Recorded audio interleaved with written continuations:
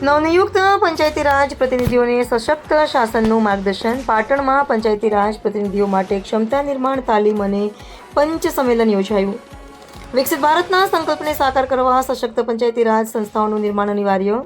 પ્રભારી મંત્રી શ્રી સ્વરૂપજી ઠાકોર. ક્ષમતા નિર્માણથી તાલીમથી પંચાયતી રાજ સંસ્થાઓ વધુ પરિણામલક્ષી અને જવાબદાર બનશે. જિલ્લા વિકાસ અધિકારી શ્રી CL પટેલ. કેન્દ્ર સરકારના વિકસિત ભારત રોજગાર ગેરંટી અને આજીવિકા મિશન તથા રાષ્ટ્રીય ગ્રામ સ્વરાજ અભિયાન અંતર્ગત આજે પાટણના regional science centre dinosaur park ખાતે જિલ્લા તાલુકા અને સભ્યો મોટા જિલ્લા કક્ષાનો એક દિવસીય ક્ષમતા નિર્માણ તાલીમ કાર્યક્રમ તેમજ ભવ્ય પંચ સંમેલન યોજાયું હતું. કાર્યક્રમમાં પાટણ જિલ્લાના પ્રભારી મંત્રી શ્રી સ્વરૂપજી ઠાકોર મુખ્ય અતિથિ તરીકે ઉપસ્થિત રહ્યા હતા. આ પ્રસંગે પ્રભારી મંત્રી શ્રી સ્વરૂપજી ઠાકોરે જણાવ્યું હતું કે જનતાએ ચૂંટાયેલા પ્રતિનિધિઓને માત્ર સત્તા નહીં પરંતુ પોતાના વિસ્તારના વિકાસ અને લોકોની આશાઓની જવાબદારી સોંપી છે. તેથી દરેક લોકપ્રતિનિધિઓએ પોતાના 5 વર્ષના કાર્યકાળને લોકસેવા, વિકાસ અને જવાબદારીના સુવર્ણ અવસર તરીકે સ્વીકારી કામગીરી કરવી જોઈએ. તેમણે જણાવ્યું હતું કે પંચાયત માત્ર રસ્તા, ગટર કે ઇમારતોના નિર્માણ પૂરતી મર્યાદિત સંસ્થા નથી, પરંતુ સ્થાનિક સ્વરાજ્ય, લોકભાગીદારી અને સર્વાંગી ગ્રામ વિકાસ કેન્દ્ર બિંદુ છે. ગ્રામ પંચાયતો મજબૂત બનશે તો તાલુકા અને જિલ્લા મજબૂત બનશે અને તેનાથી જ વિકસિત ભારત 2047ના સંકલ્પને સાકાર કરી શકાશે. મંત્રીશ્રીએ ગ્રામસભાની અસરકારક ભૂમિકા પર ભાર મૂકતા જણાવ્યું હતું કે ગ્રામસભાને માત્ર ઔપચારિક બેઠક નહીં પરંતુ ગામના સર્વાંગી વિકાસના સૌથી શક્તિશાળી લોકમંચ તરીકે વિકસાવવી જોઈએ. પ્રભારી મંત્રીશ્રીએ જણાવ્યું હતું કે સ્વચ્છ ભારત મિશન, પ્રધાનમંત્રી આવાસ યોજના, મહાત્મા ગાંધી રાષ્ટ્રીય ગ્રામીણ રોજગાર ગેરંટી યોજના, રાષ્ટ્રીય ગ્રામ આજીવિકા મિશન, નાણાં પંચની ગ્રાન્ટ તેમજ રાજ્ય સરકારની વિવિધ વિકાસલક્ષી યોજનાઓના અસરકારક સંકલન દ્વારા ગામોના સર્વાંગી વિકાસને નવી દિશા આપી શકાય છે. કાર્યક્રમમાં જિલ્લા પંચાયત પ્રમુખ શ્રી ભાવિકભાઈ પટેલ, જિલ્લા ગ્રામ વિકાસ એજન્સીના નિયામક શ્રી AD વણઝારા, નાયબ જિલ્લા વિકાસ અધિકારી શ્રી RK મકવાણા, જિલ્લા અને તાલુકા કક્ષાના અધિકારીઓ, સરપંચીઓ, જિલ્લા અને તાલુકા પંચાયતના ચૂંટાયેલા સભ્યો તથા મોટી સંખ્યામાં ગ્રામજનો ઉપસ્થિત રહ્યા હતા. કાર્યક્રમના અંતે ઉપસ્થિત પ્રતિનિધિઓએ સરકારની વિકાસલક્ષી યોજનાઓને ગામડાના છેવાડાના લાભાર્થી સુધી અસરકારક રીતે પહોંચાડવા તથા મજબૂત ગામ, સમૃદ્ધ ભારતના સંકલ્પને સાકાર કરવા સક્રિય સહભાગી બનવાનો સંકલ્પ વ્યક્ત કર્યો હતો.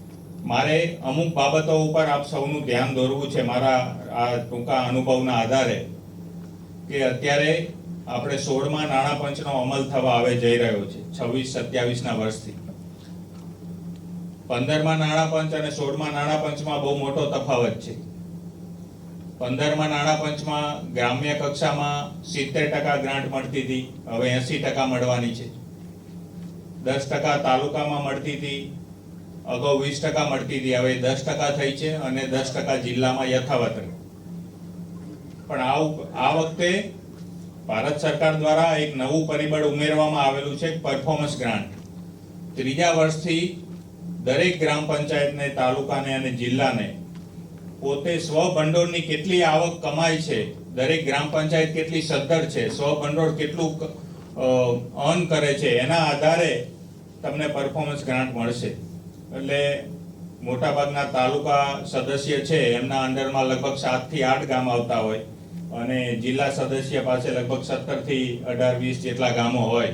તો આપના કાર્યક્ષેત્રમાં જેટલા ગામો આવે છે એ ગ્રામ પંચાયતના સરપંચશ્રીઓ, ગ્રામ પંચાયતના સર્વ સભ્યશ્રીઓ સાથે આ બાબતે તમારું પરામર્શ થવો જરૂરી છે.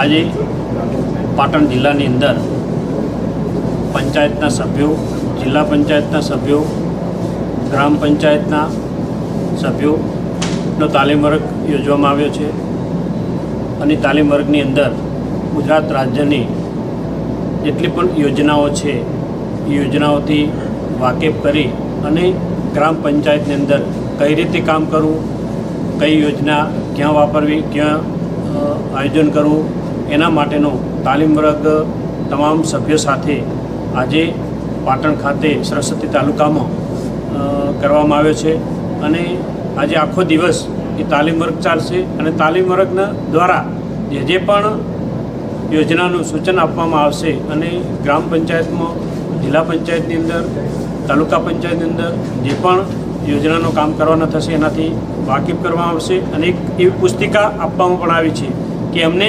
ક્યાંય કામ કરવું હોય તો અડચણરૂપ ના પડે અને સારી રીતે વિકાસ કરી શકે અને મોદી સાહેબનું જે સપનું છે કે 2047ની અંદર વિકસિત ભારત બનાવવાનું અને આત્મનિર્ભર ભારત બનાવવાનું, એના માટે અમે સૌ સાથે મળી અને ગ્રામ પંચાયતના સભ્યો હોય, તાલુકા પંચાયતના સભ્યો હોય, જિલ્લા પંચાયતના સભ્યો હોય, તમામે તમામ સાથે મળી અને સપનાને સાકાર બનાવીશું.